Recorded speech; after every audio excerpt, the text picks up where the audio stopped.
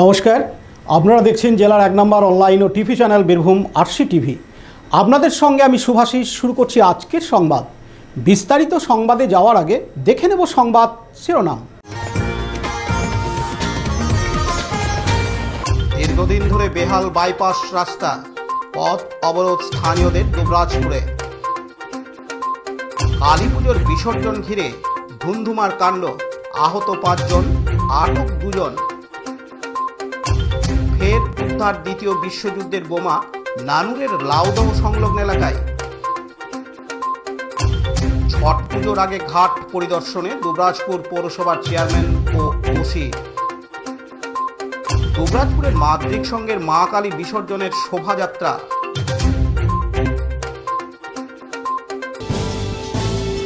এবার সংবাদ বিস্তারিত।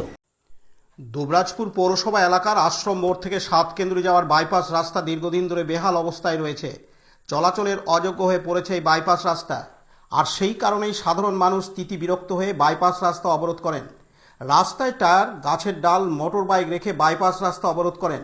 বাইপাস রাস্তার এমনই করুণ অবস্থা যে বেশিরভাগ জায়গাতে পিচ ও পাথর উঠে গিয়ে বেহাল হয়ে পড়েছে। ঘটনাস্থলে আসে দুবরাজপুর থানার পুলিশ। প্রায় 30 মিনিট অবরোধ চলার পর পুলিশের আশ্বাসে অবরোধ তুলে নেন স্থানীয় বাসিন্দারা। এদিন দুবরাজপুর পৌরসভার চেয়ারম্যান পীযূষ পাণ্ডে জানান, এই রাস্তার একটা বড় রাস্তা, দুবরাজপুর পৌরসভার আমাদের দীর্ঘতম রাস্তা। আশ্রম মোড় থেকে 7 কেন্দ্রি প্রায় 3 কিলোমিটার রাস্তা। এই রাস্তাটা আমরা পথশ্রী প্রকল্পে পাঠিয়েছি এবং নতুনভাবে খুব ভালোভাবে কাজটা হবে পেপার ব্লক দিয়ে। আমরা এছাড়াও আমরা ব্যালেন্স এবং ডাস দিয়ে কাজটা, সেটা আমাদের কয়েকদিনের মধ্যে শুরু হয়ে যাবে। সেটার আমাদের টেন্ডার প্রসেসে আছে। এমনি অফিস ছুটি আছে 28 তারিখ অবধি। 29 তারিখ অফিস খুলে আমরা দিন 7-এর মধ্যে কাজটা শুরু করে দেবো। এবং রাস্তাটা আগামী দিনেও যে উন্নত মানের দুবরাজপুরে এখনও শহরের মধ্যে সেই ধরনের রাস্তা নেই। মানসাই রোডে যেমন পিডব্লিউডি করেছিল, ওই রকম আমরা খুব উন্নত মানের রাস্তা করব। এবং আমরা প্রথম পর্যায়ের কাজটা এখনই শুরু করে দিচ্ছি। খুব বেশি হলে আমাদের 10 দিনের মধ্যে আমরা কাজ শুরু করব। অন্যদিকে এক টোটো চালক বাপি কাহার বলেন, রাস্তা বহুত অবস্থা খারাপ, ডেলি পাংচার হয়। এই 4টে টিউব আমাকে ডেলি একদিন পর পর চেঞ্জ করতে হয়। আর ধরুন প্যাসেঞ্জার নিয়ে আসে না, তো রাস্তার লাগে পাল্টি করে দেবে।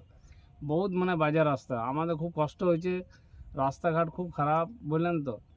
আর ধরুন গাড়ি লোড নিয়ে যেতে পারবো না, প্যাসেঞ্জার নামাইতে হয়, এত রাস্তা বাজে, বললেন তো। আর যদি জল হয় তো গাড়িতে চিনতে পারবো না যে রাস্তাতে নিয়ে যেতেই পারি না, এত জল হয়ে গেলে খালগালানা বোঝা যায় না রাস্তাঘাট, বলেন তো। এত খারাপ রাস্তা।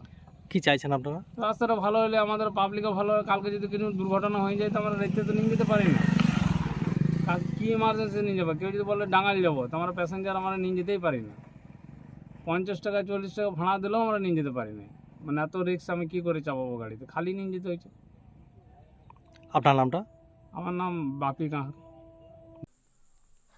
পাশাপাশি স্থানীয় বাসিন্দা শেখ আব্বাস জানান, আমাদের দুবরাজপুরে 8 নম্বর ওয়ার্ডের যে আমাদের সিনেমা হল থেকে নিয়ে 7 কিলোমিটার যাবার রাস্তা এত বিচ্ছিরি হয়ে আছে, এত খারাপ হয়ে আছে যে কোনো টোটো, কোনো রিক্সা, কোনো কেউ যদি বা এমার্জেন্সি পড়ে যায় তাও যেতে চায় না।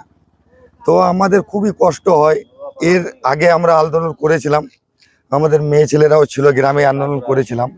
তখন আমাদের পীযূষ পাণ্ডে মহাশয় বলেছিলেন যে হ্যাঁ, এটা বর্ষার পানিটা পেরে তখন আমরা কাজটা চালু করে দেবো। তো এখন এটা প্রায় অনেক দিন হয়ে গেল, এখন অবধি দেখলাম যে কোনো কাজ চালু হয় নাই। তারপরে দেখলাম একদিন যে আমাদের কিছু মাল পড়েছিল এখানে, তো মালটা আবার রাতারাতিতে তুলে নেওয়া হয়েছে। তারপর থেকে দেখছি কোনো কাজের কোনো খবরই নাই। এবার আমরা মনে মনে ভাবলাম তাহলে কি রাস্তাটা কি এরকমই পড়ে থাকবে?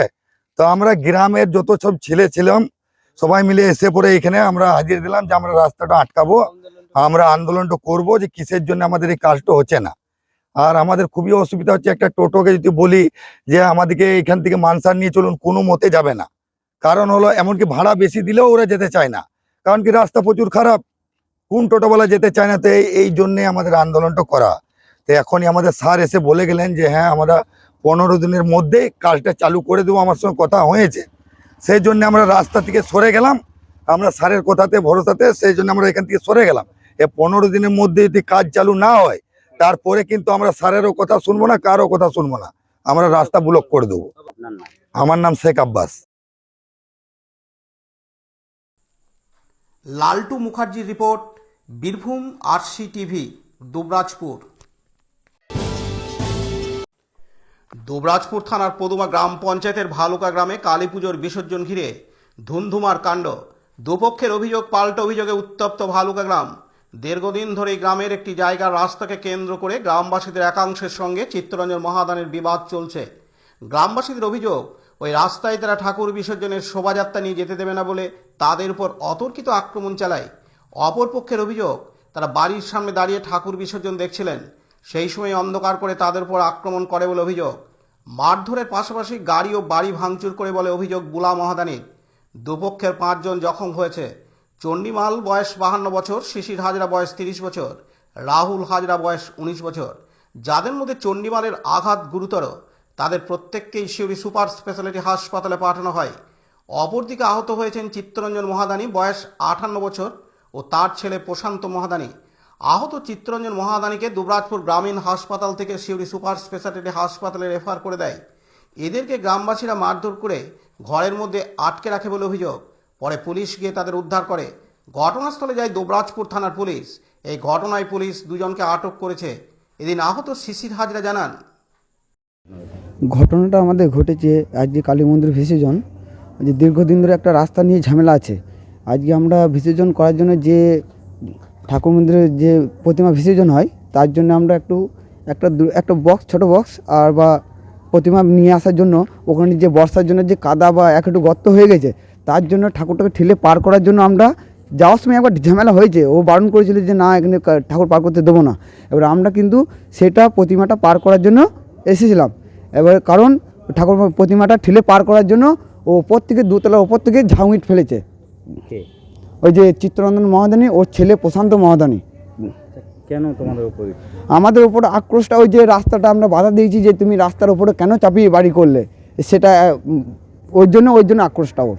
আমাদের যে চণ্ডীমাল আহত হয়ে গেছে, ওনাকে সিউড়ি ট্রান্সফার করেছে। আমার যে মাথা ফেটে গেছে, আমাদের আরও একজনের পা বা আহত হয়েছে, তার জন্য সিউড়ি ট্রান্সফার করেছে।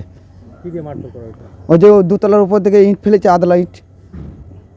মানে হঠাৎ করে ঝামেলাটা কি করে হলো? হঠাৎ করে ঝামেলা বলতে ও দীর্ঘদিন ধরে আক্রোশ আছে আমাদের উপরে, মানে ওইদিকে রাস্তাটাও করতে দেবে না ও। অন্যদিকে বুলা মহাদানি বলেন, ঠাকুর বসানো ছিল। এবার ঠাকুর বসানোতে আমাদের যখন গেটে কাজকে এলো না, তখন আমি দরজাটা খুলে ঠাকুরকে প্রণাম করলাম, দাঁড়িয়ে আছি। ওরা কিন্তু লাইটটা বন্ধ করে কী করলি, ছোটো ছোটো ঠেঙ্গা ফাবু ছুটতে লাগলো, তারপরে ঢিল ফিল ছুটতে লাগলো। তখন আমার পিছনে এমন, তুমি ঘর ঢুকো। ঘর ঢুকতে বলতে বলতে 100, 150, 200 লোক একদম ঘরে হুড়বুকুর ঢুকে 2টো ট্রাক্টর উঠে আমার ছেলেটাকে আমাকে 3 জনাকেই মারতে লাগলো। 2টো মোটরসাইকেল, 2টো ট্রাক্টর, ঘরের জানালা দরজা, বড় গেট মেট, চারিদিকে আরও যে কী করেছে আমি তো দেখি না। আমি ছেলেকে বাগাইছি, স্বামীকে বাগাইছি। হঠাৎ হয়নি, একটু আগে থেকে আছে। আমাদের বাড়ির জায়গা নিয়ে সমস্যা আছে, বুঝলেন তো। পুরো গ্রামে না, পাড়ার কজন, গৌতম হাজরা, রাজকুমার হাজরা, সুভাষ হাজরা ছিল, তারপর হ্যাঁ সবিলাল হাজরা, অভিজিৎ হাজরা, বোমকেশ হাজরা, বিজয় হাজরা। আমার স্বামী বেশি হয়েছে, আমার ছেলে বেশি হয়েছে, আমাকেও ঠেলি আমাকেও করেছে খানিক। আমার স্বামী, আমি ছেলে, আমরা দরজা লাগিয়ে পিড়ির ভিতরে ঢুকে গেছি, এদিকে ঠেলে ঢুকিয়ে আমরা ধরে দিয়ে বাড়ি কী হচ্ছে না হচ্ছে আমরা তো বুঝতে পারি না, বাড়ি কী করছে না করছে। তারপর আমার মেয়ে আমার ফোন করলাম মেয়েটাকে, মানে তোরা কিছুতে আসিস না, পুলিশ ঢুকে তাহলে আসবি, নাহলে বিপদ হবে। এখন গ্রামে প্রচুর লোক, কোমরে লেগেছে, মাথাতে লেগেছে। লালটু মুখার্জির report, Birbhum RC TV, Dubrajpur. এখন বিজ্ঞাপন বিরতি, ফিরে আসছি বিরতির পর। দুবরাজপুর শ্রী শ্রী রামকৃষ্ণ আশ্রম পরিচালিত অভেদানন্দ সেবামঙ্গল হাসপাতাল বীরভূম জেলার বুকে একটি অন্যতম সেরা চক্ষু হাসপাতাল।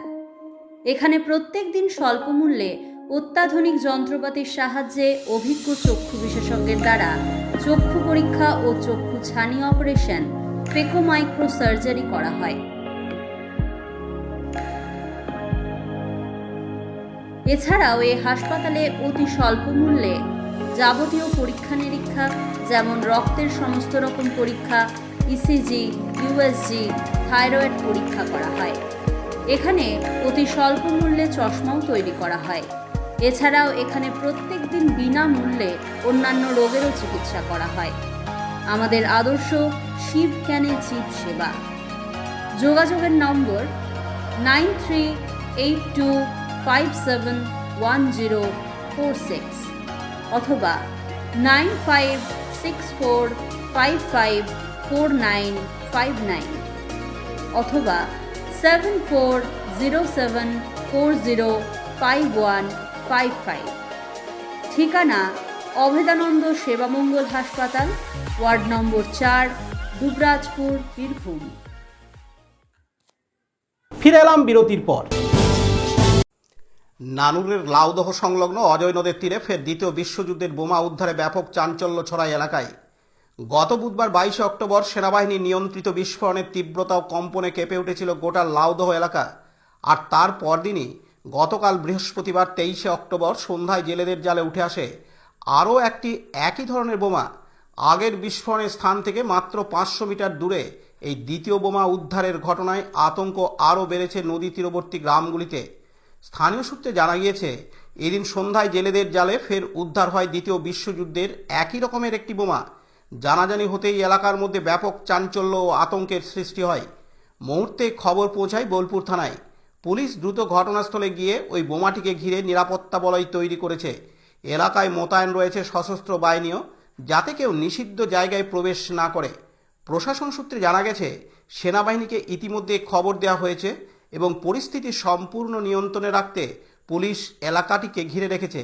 এলাকার মানুষ জানিয়েছেন, একের পর এক এই ধরনের বোমা উদ্ধার হওয়াতে রাতে ঘুমোতেও পারছেন না তারা। প্রশাসনের কাছে তাদের একটাই অনুরোধ, যত দ্রুত সম্ভব বোমাটিকে নিরাপদ স্থানে সরিয়ে নেওয়া হোক, যাতে কোনো বিপদ না ঘটে। অজয় নদ ঘেঁষা লাউদহ অঞ্চলে এখন অজানা আশঙ্কায় ছায়া। বিস্ফোরণের শব্দ থেমে গেলেও ভয়ের কম্পন এখনও গেঁথে আছে মানুষের মনে। এদিন স্থানীয় এক বাসিন্দা জানান, গ্রামে আবার ফের বোমা উদ্ধার, কি বলবেন, কতটা আতঙ্কে আছেন? হ্যাঁ, বিরাট আতঙ্কায় আছি এখন আমরা। আর কি আমাদের সব রাতে মাছ ধরতে গেছিলাম। মাছ ধরতে যে দেখছি যে কবে? এই কালকে রাতে আচ্ছা, মাছ ধরতে গেলাম। মাছ ধরতে যে দেখছি যে হ্যাঁ পায়ের মধ্যে ঠেকেছে। শেষকালে বালিতে ঢাকা ছিল, বালিটা সরিয়ে দেখছি যে হ্যাঁ বেরিয়েছে। এবার বেরিয়ে নিচ্ছে। এবার এইটা দেখে আরো আমাদের আতঙ্কের মধ্যে লাগছে, আমরা ভয়ের মধ্যে আছি। কেননা আগে খাপে একটি পেলাম, প্রশাসন এসে সেইটাও বোলপুর থানা পুলিশ এসে সেটাকে উদ্ধার করলে, ফাটাইলে আমরা দেখলাম নিজের চোখে যে হ্যাঁ দারুণ ফাটলো। আরও আমাদের কিন্তু ভয় ধরলো, আবার এই একটি বেরিয়েছে। আরও আমরা আতঙ্কের মধ্যে আছি। এবার প্রশাসনকে আমরা খবর দিয়েছি, প্রশাসনের গাড়ি এইছে। এবার আমরা প্রশাসনকে নিয়ে যে দেখাইলাম যে হ্যাঁ এই দেখুন স্যার আমাদের পায়ে ঠেকেছিল। এবার প্রশাসন এইছে, প্রশাসন দেখুক এবার কী করবে। এবার গোটা গ্রাম মিলেই আছি আমরা প্রশাসনের সাথে, আমরাও সাহায্য করবো খানিক। এবার তোমরা দেখো, এবার খুবই আতঙ্কের মধ্যে আছি আমরা। আপনার নাম? আমার নাম রবিউল মল্লিক, বাড়ি? লাউদা। কাজী আমিরুল ইসলামের রিপোর্ট, বীরভূম আরসি টিভি, নানুর। আগামী সোমবার ছট পুজো। কার্তিক মাসের শুক্লপক্ষের ষষ্ঠী তিথিতে পালন করা হয় ছট পুজো। প্রধানত বিহার, ঝাড়খণ্ড ও উত্তরপ্রদেশে এই পুজো হয়ে থাকে। পাশাপাশি পশ্চিমবঙ্গেও এই পুজোর প্রচলন রয়েছে।